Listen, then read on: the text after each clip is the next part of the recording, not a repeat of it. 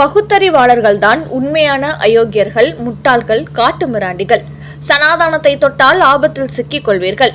திமுகவை விளாசிய நீதிபதி GR சுவாமிநாதன் மீண்டும் பற்றிக்கொண்ட பரபரப்பு. வணக்கம் நண்பர்களே. உயர் நீதிமன்ற நீதிபதியான GR சுவாமிநாதன் தீபத்தூன் வழக்கில் அளித்த தீர்ப்பை நிறைவேற்ற விடாமல் திமுக அரசு தடை போட்டதிலிருந்தே தான் ஏறும் மேடைகளில் ஆன்மீகம் குறித்து இந்து சனாதனத்தை விமர்சிக்கும் பகுத்தறிவு சிந்தனையாளர்களுக்கு எதிராக பலதரப்பட்ட கருத்துக்களை வெளியிட்டு பரபரப்பை ஏற்படுத்தி கொண்டு வருகிறார் GR சுவாமிநாதன். அந்த வகையில் கிருஷ்ணகிரியில் நேற்று நடைபெற்ற ஒரு நிகழ்ச்சியில் அவர் பேசும்போது, நாம் வெவ்வேறு மதங்களை சார்ந்தவர்களாக இருக்கலாம் என்றாலும் குரு என்று வரும்போது அதற்கான தத்துவம் என்பது அனைவருக்கும் ஒன்றுதான். குரு என்பவர்கள் கடவுளின் நிகழ்கால வாழும் உருவமாக திகழ்கிறார்கள். குறிப்பாக கடவுளின் காலை பிடிப்பது கஷ்டமான விஷயம். ஆனால் குருநாதரின் கால்களை பற்றி கொள்வது எளிதானது. நாம் கைவிடப்பட்ட சூழ்நிலையில் இருக்கும்போது நமக்கு குருநாதரின் அருள்தான் கை கொடுக்கும். குறிப்பாக சொல்ல வேண்டும் என்றால், தமிழ்நாட்டில் உள்ள பகுத்தறிவாளர்கள் குருவை கடவுளின் அவதாரமாக நாம் பார்ப்பதால் நம்மை அயோக்கியன், முட்டாள், காட்டுமிராண்டி என்றெல்லாம் யோசிக்கிறார்கள். முக்கியமாக இந்து சனாதனத்தை கொச்சைப்படுத்துகிறார்கள். ஆனால் அவர்களை பார்த்து நான் சொல்கிறேன், அப்படி சொல்லும் அவர்கள் அயோக்கியர்கள், முட்டாள்கள், காட்டு மிராண்டிகள் என்று ஆவேசமாக பேசியுள்ளார் GR சுவாமிநாதன். இப்படி பகுத்தறிவு சிந்தனைவாதிகள் என்று சொல்லிக் கொள்ளும் திமுக போன்ற திராவிட கட்சியின் இந்து ஆன்மீகத்துக்கு எதிராக கருத்து வெளியிட்டு வருவதால் இது போன்ற சந்தர்ப்பம் கிடைக்கும் போதெல்லாம் பகுத்தறிவு சிந்தனையாளர்களை ஒரு பிடி பிடிப்பதை வாடிக்கையாக வைத்திருக்கிறார் GR சுவாமிநாதன். மேலும் அவர் பேசும்போது, நான் இந்து மதத்தை சார்ந்தவராக இருந்தால் எல்லா மதத்திலும் எனக்கு நண்பர்கள் உள்ளார்கள். குறிப்பாக சமீபத்தில் ஒரு இஸ்லாமிய பெரியவருடன் நான் பேசிக் கொண்டிருந்த போது, மனம் விட்டு தனிப்பட்ட முறையில் பேசிக்கொள்ள நாங்கள் பள்ளிவாசல் போகிறோம், தொழுகை செய்கிறோம் என்றாலும் எங்களது கவனம் சிதறுகிறது. மனம் ஒருமுகப்படவில்லை என்று என்னிடத்தில் தெரிவித்தார். இது போன்ற விஷயம் எல்லோருக்கும் ஏற்படக்கூடிய பிரச்சனை தான். ஆனால் தியான மார்க்கத்தில் ஒரு நுட்பம் உள்ளது. தியானம் என்பது ஒரு குறிப்பிட்ட மதத்துக்கு மட்டும் சொந்தமானது அல்ல, அனைத்து மக்களும் பின்பற்றக்கூடியது. அதனால் தியானத்தின் நுட்பங்களை இஸ்லாமியர்கள் உள்வாங்கிக் கொண்டால் மிக சிறந்த முறையில் அவர்களால் நமாஸ் செய்ய முடியும் என்று கூறியுள்ள GR சாமிநாதன், நம்முடைய இந்திய தேசத்திற்கென்று ஒரு பாரம்பரியம் உள்ளது. அதை பின்பற்றி இந்து மக்கள் எல்லாம் வாழ்ந்து கொண்டு இருக்கிறார்கள். குறிப்பாக நாம் அனைவருக்கும் ஒருவனுக்கு ஒருத்தி என்ற நம்பிக்கை உள்ளது. அதை பின்பற்றி நாம் ஒழுக்கத்துடன் வாழ்ந்து கொண்டிருக்கிறோம்.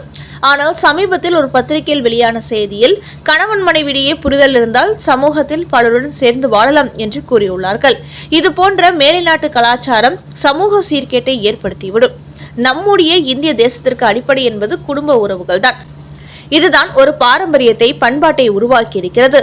இதேபோல் தியான முறைகளோடு ஒட்டி வாழ்க்கை முறை அமைத்திருந்தால் தேச கலாச்சாரம் என்பதை காப்பாற்றிக் கொள்ளலாம். நம்முடைய முன்னோர்கள் கற்றுக் கொடுத்த வாழ்க்கை முறையை பின்பற்றியபடி தியான முறையுடன் வாழ்ந்தால் நமது வாழ்க்கை மிக சிறப்பாக இருக்கும் என்று பேசியிருக்கிறார் நீதிபதி GR சாமிநாதன்.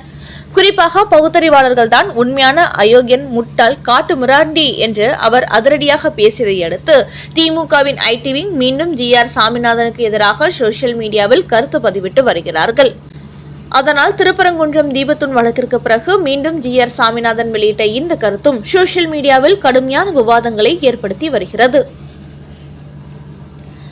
அடுத்த செய்தி. தேசிய ஜனநாயக கூட்டணி வெற்றி பெற்றால் அண்ணாமலை துணை முதலமைச்சரா?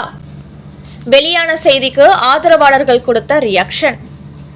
தமிழக பாஜகவின் முன்னாள் தலைவர் அண்ணாமலை தற்போது சக்தி கேந்திரா அமைப்புக்கு தலைவராக நியமிக்கப்பட்டுள்ளார்.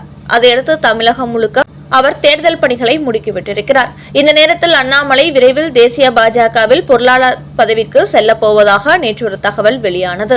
அதையடுத்து சட்டமன்ற தேர்தலில் தேசிய ஜனநாயக கூட்டணி வெற்றி பெற்றுவிட்டால் அண்ணாமலை துணை முதலமைச்சர் ஆவார் என்றும் ஒரு செய்தி பரவிக்கொண்டிருக்கிறது. இதற்கு தற்போது அண்ணாமலை ஆதரவாளர்கள் தங்களது ரியாக்ஷனை வெளிப்படுத்தியுள்ளார்கள். அவர்கள் கூறுகையில், அண்ணாமலையை பொறுத்தவரை தலைவர் பதவியிலிருந்து மாற்றப்பட்ட பிறகு தேசிய அளவில் அவருக்கு பொறுப்பு கொடுப்பார்கள் என்று எதிர்பார்த்தார்.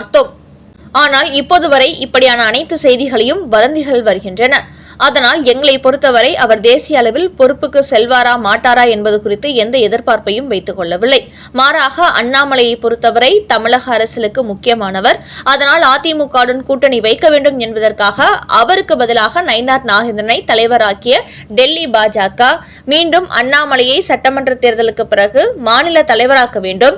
அதை செய்தால் மட்டுமே தமிழ்நாட்டில் பாஜக வளர முடியும். அதோடு திமுகவில் உதயநிதி ஸ்டாலின், தமிழக வெற்றி கழகத்தில் விஜய், நாம் தமிழர் கட்சியில் சீமான் என அடுத்த தலைமுறை களத்துக்குள் வந்துவிட்டது.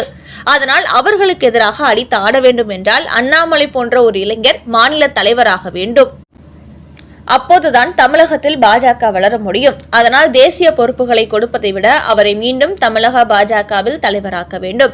அதை செய்தால் மட்டுமே தமிழ்நாட்டில் பாஜகவுக்கு நல்ல எதிர்காலம் இருக்கும் என்று கூறியுள்ள அண்ணாமலை ஆதரவாளர்கள், சட்டமன்ற தேர்தலில் தேசிய ஜனநாயக கூட்டணி வெற்றி பெற்றால் அண்ணாமலை துணை முதலமைச்சர் ஆவார் என்று வெளியான செய்திகளை நாங்கள் நம்பவில்லை.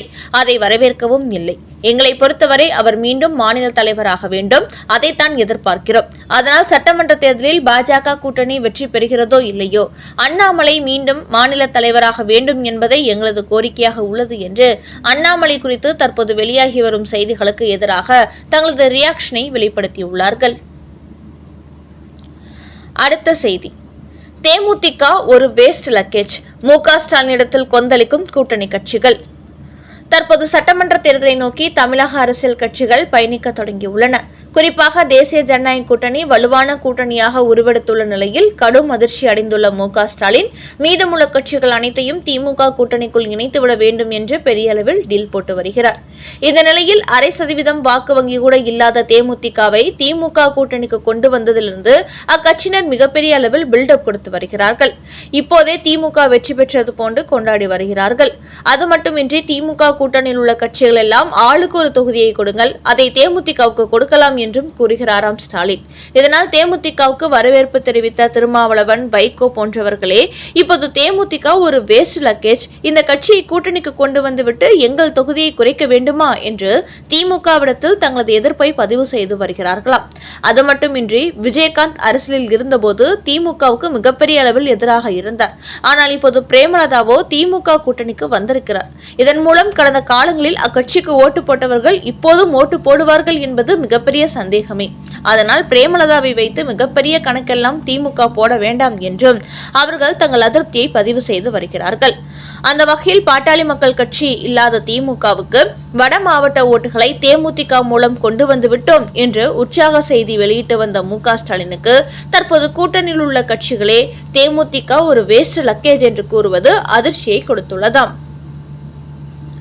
அடுத்த செய்தி, உதயசூரியன் சின்னத்தில் போட்டியிட்டால் மட்டுமே வாய்ப்பு, ஓபிஎஸ்க்கு மு.க. ஸ்டாலின் கொடுத்த அதிர்ச்சி. முன்னாள் முதலமைச்சரான ஓ பன்னீர்செல்வம் நேற்று முதலமைச்சர் மு.க. ஸ்டாலினை சந்தித்துள்ளார். அப்போது தனக்கும் தனது ஆதரவாளர்களுக்கும் சேர்த்து 4 தொகுதியை அவர் கேட்டுள்ளார். அதற்கு மு.க. ஸ்டாலினோ 4 தொகுதி தருவதில் பிரச்சனை இல்லை, ஆனால் உதயசூரியன் சின்னத்தில் தான் போட்டியிட வேண்டும், அதற்காக நீங்கள் அதிமுக காரராக இல்லாமல் திமுக உடன்பிறப்பாக மாற வேண்டும் என்று ஒரு கண்டிஷன் போட்டுள்ளார் ஸ்டாலின். அதை கேட்டு பலத்த அதிர்ச்சி அடைந்த ஓபிஎஸ், இவ்வளவு காலமும் அதிமுக சார்பில் இரட்டை இலை சின்னத்தில் போட்டியிட்ட நிலையில் தற்போது அதற்கு எதிரான உதயசூரியனில் தான் போட்டியிட்டால் என்னை தொண்டர்கள் ஏற்றுக்கொள்ள மாட்டார்கள், அதனால் நான் சுயேட்சை சின்னத்தில் போட்டியிடுகிறேன் என்று கூறியுள்ளார். அதற்கு மு.க. ஸ்டாலின் வாய்ப்பே இல்லை என்று கைவிரித்து விட்டாராம்.